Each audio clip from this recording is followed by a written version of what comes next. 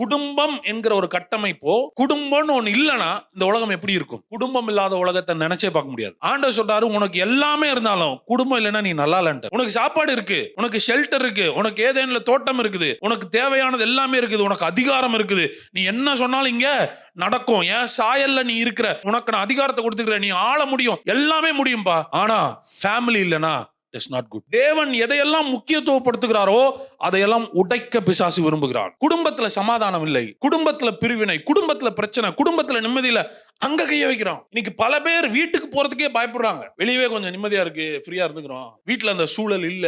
அப்போ இன்னைக்கு குடும்பங்கள் பாலாய் கிடக்கிறதுக்கு காரணம், எங்கே ஆசீர்வாதங்கள் தொடங்க வேண்டும் என்று கட்டமைத்தாரோ அங்கேயே பிரச்சனை கொண்டு வரணும்னு நினைக்கிறான். குற்றம் செஞ்சு மாட்டி தண்டனை அனுபவிக்கிற அத்தனை பேர்ல 90% மேலானவர்கள் சொன்ன ஒரு பதில் என்ன தெரியுமா? ஃபேமிலி செட்டப் சரியில்லை. அப்பா இல்லைன்னா அப்பா சரியில்லை, எங்க குடும்பம் சரியா இல்ல, அதனால தவறான வழிக்கு போனோம். குடும்பம் சரியில்லாதப்ப மகன் பாதிக்கப்படுகிறான்.